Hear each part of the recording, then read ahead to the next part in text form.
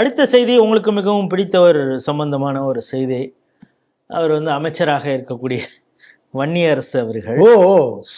சூப்பரா இருப்பாருல்ல அவர் வந்து அவருடைய சட்டமன்ற தொகுதி திண்டிவனம், அதில் வந்து புனித அன்னாள் மேல்நிலை பள்ளியில், தமிழ் படுத்தாதீங்க ஏன்னா அது யாருக்குமே புரியாது, அந்த மேல்நிலை பள்ளியில் ஒரு நிகழ்ச்சி கலந்துக்க போகிறாரு.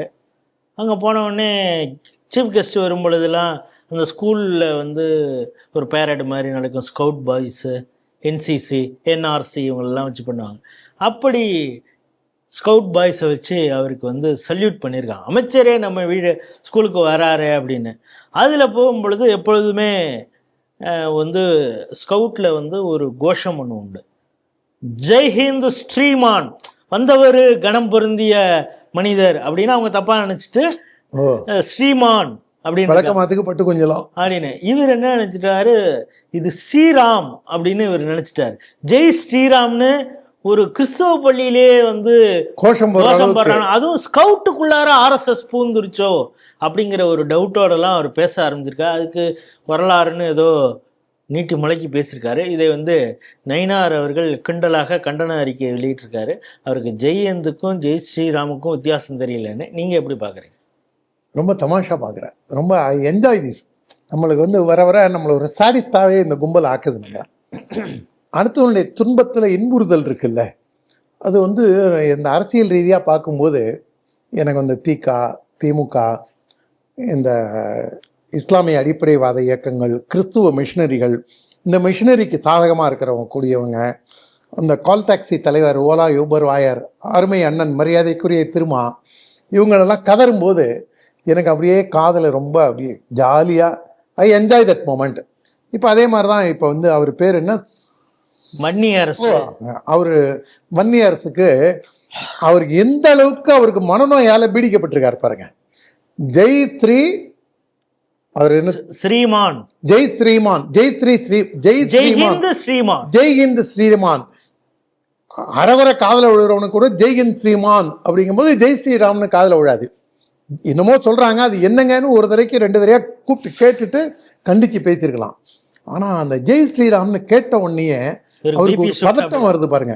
இப்ப அது அந்த கிறிஸ்தவ பள்ளியில அப்படி வாழ்ந்த உடனே கொஞ்சம் எக்ஸ்ட்ரா ஆயிட்டாருன்னு நினைக்கிறேன். அதுக்கும் வரேன். இப்ப சில பேர் என்ன சொல்லுவாங்க, இதெல்லாம் வந்து நம்புறதா நம்பாம இருக்க முடியாதான்னு தெரியாது. அவன் வந்து செய்வனை வச்சுட்டான், அவனுக்கு மந்திரம் போட்டான், முட்டையை மந்திரிச்சிட்டாங்க. முட்டை மந்திரிக்கிறதுன்னு ரொம்ப கிராம நம்ம ஊர் சைடில் ரொம்ப இது உண்டு.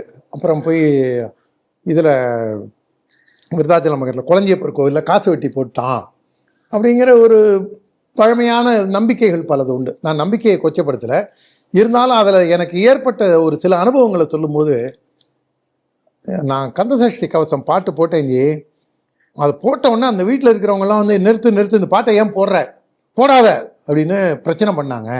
இவங்க வந்து துர்தேவதை உபாசனையில் இருக்கிறவங்க அப்படின்லாம் சொல்லும்போது எனக்கு வந்து இதுக்கு அழறதா சிரிக்கிறதா எந்த ரெஸ்பான்ஸும் காமிக்காமல் நான் வந்து அப்படியே நம்ம அன்பு அண்ணன் மாதிரி நான் எந்த ஒரு எக்ஸ்பிரஷனுமே காமிக்காமல் பேசாமல் இருந்துட்டேன்.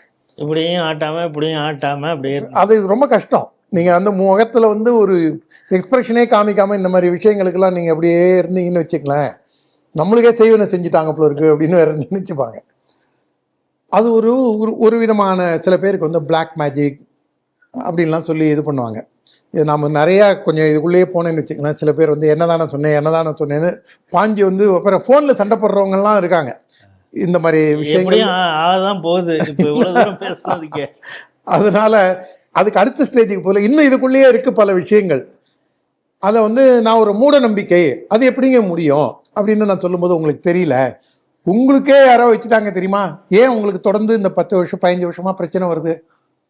உங்களுக்கு வந்து ஒரு இன்சுலேஷன் பாதுகாப்பு இல்லை, அதுக்கு பாதுகாப்புக்கான ஏற்பாடை பண்ணிங்க அப்படின்னு சொல்லும் போதே நாம் ஏதோ தவறி ஏதோ பேச்சுட்டோம்ல இருக்குன்னு ஒரு நம்மளே கதிகலங்கே வைக்கக்கூடிய அளவுலலாம் இது பண்ணுவாங்க.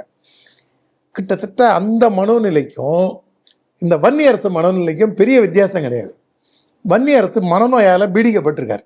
அவருக்கு வந்து ஜெய் அப்படின்னாலே ஜெய் ஹிந்த் ஸ்ரீமான் அப்படின்னு சொல்லும்போது அந்த வார்த்தையோட அர்த்தம் கூட இது பண்ணாமல் பாஞ்சு வந்து நான் இதை வன்மையாக கண்டிக்கிறேன். கிறிஸ்துவ ஸ்கூலுக்குள்ளே கூட சங்கிகள் புகுந்து விட்டார்கள் அவருடைய சாரணர் கருத்து தான். இயக்கத்தில் புகுந்த சங்கி. அப்படின்னு சொல்ற அளவுக்கு அவருக்கு பார்க்குற இடம்லாம் இப்போ நீங்கள் காவி சட்டை போட்டிருக்கீங்க, அவருக்கு அடுத்தது ஏய் சங்கி பயில ரோட்ல இனிமே அவருக்கு ஒரு பெரும் பிரச்சனை. பக்கத்தில் மேல்மருவத்தூர், அந்த இதை தாண்டி அதுக்கு முன்னாடி தானே மேல்மருவத்தூர். இவர் பார்க்குறவங்களெல்லாம் வந்து ஒன்றும் தீக்கான்னு திட்ட முடியாது. ஏன்னா தீக்காக்காரன் பாவம், அவனை தலை நரைச்சி பல்லு கொட்டி தீக்கால வந்து ஒன்றும் பால்யத்தில் இருக்கிறவங்க ரொம்ப கம்மி. விரல் விட்டு எண்ணிலாம் ஒரு 10 பேர் இருப்பான் தமிழ்நாடு முழுக்க. ஆனால் எல்லாமே வந்து 70, 80, 90 அப்படிங்கிற கேஸ் தான் இருக்கும். அதனால் செவ்வாடை என்ன கம்யூனிஸ்ட் அப்படின்னு சொல்ல முடியாது. மேல்மருவத்தூர் இதுக்கும் அவருக்கு ஆத்திரம் வரும். இப்போ அதனால் அவருக்கு வந்து ஒரு விதமான ஒரு அச்சத்துலேயும் ஒரு மனநோயிலையும் இது பண்ணுறாரு. இது வந்து இவருடைய அரசியல் ரீதியான ஒரு ஜெர்க். திரும்ப 2 வருஷம் முன்னாடி சொல்லியிருந்தார் தெரியுமா, எல்லா இடங்கள்லையும் சங்கிகள் நுழைந்து விட்டார்கள், சங்கிகள் எல்லா இடத்துலையும் அவங்க தமிழ்நாட்டில் அவங்களுடைய அரசியல் ரீதியாக அவங்க வரலையே தவிர நரேட்டிவ் செட் பண்ணுறாங்க. இன்றைக்கி தொலைக்காட்சியில் நடத்துகிற விவாதம் முழுக்க பிஜேபியை ஒட்டி தான் நடக்குது. அவன் வந்து கண்ணுக்கு தெரியாத 12,000 பிரச்சாரகர்கள் இந்த நாட்டில் இந்த சித்தாந்தத்துக்காக வேலை செய்கிறான் அப்படின்லாம் அவர் பேசியிருந்தார் பாருங்க. அந்த மாதிரி அந்த பயம் இவருக்கும் வந்து இப்போ ஒரு அச்ச உணர்வுலையே இவர் செயல்பட்டு இது பண்ணுறார். ஆனால் அந்த பள்ளிக்கூடத்தை பற்றி பார்த்தோம்னு வச்சுங்க, அந்த பள்ளிக்கூடத்து தான் வந்து அங்கே இருக்கக்கூடிய ஒரு நண்பர், அந்த என்னுடைய அன்பு தம்பி, அவன் என்னோட பிரச்சார பிரிவில் இருக்கான். அவனை எதிர்த்து விடுதலை சிறுத்தை அந்த ஊரில் ஆர்ப்பாட்டம் 4 வருஷம் முன்னாடி பண்ணிச்சு. அண்ணன் ஹெச் ராஜா போய் அவனுக்காக அந்த ஊரில் போய் போராட்டம் நடத்த போகும்போது தான் அவர் விழுப்புரத்துக்கு முன்னாடியே கைது செஞ்சு ராஜா அண்ணனை இது பண்ணாங்க. இளைஞர் அணியில் அந்த தம்பி இருந்தான். அவனுக்கு எதிராக அவ்வளோ தூரம் அங்கே திக, திமுக, கம்யூனிஸ்ட்டு, விசிகா, தினேஷ்னு நம்முடைய அன்பு சகோதரன். நீங்கள் நம்ம அவன்கிட்ட பேசி பார்த்தீங்கன்னு வச்சிங்களேன், ஒரு நாள் அறிமுகப்படுத்தி வைக்கிறேன். அந்த ஊரில் இருக்கக்கூடிய திண்டிவனத்தில் இருக்கக்கூடிய மக்களே சொல்கிறது என்னென்னா, அந்த பள்ளிக்கூடம் கல்வி போதிக்கிறத தாண்டி விடுதலை சிறுத்தைங்கிற கட்சியை ஆட்டி வைக்கிறது அவங்க தான். அந்த மாவட்டத்துக்கு யார் பொறுப்பில் இருக்கணும், அந்த நகரத்துக்கு யார் பொறுப்பில் இருக்கணும். இப்போ திண்டிவனத்தில் கொண்டு போய் இந்த ஆளை இந்த என்ன அரசு அவர் அவரை கொண்டு போய் வேட்பாளர் நிறுத்தும் போது கூட இந்த செயின்ட் அன்னாள் அங்கே போய் அவங்கள்ட்ட பர்மிஷன் வாங்கிட்டு தான் நிறுத்தியிருப்பாங்கன்னு நினைக்கிறேன். அவங்க வந்து அந்த அளவுக்கு பேக்ரவுண்டில் இருந்து பாலிடிக்ஸ் பண்ணுறாங்க. அவ்வளோ தூரம் ஒரு மதவெறியோடு செயல்படுற பள்ளிக்கூடம்.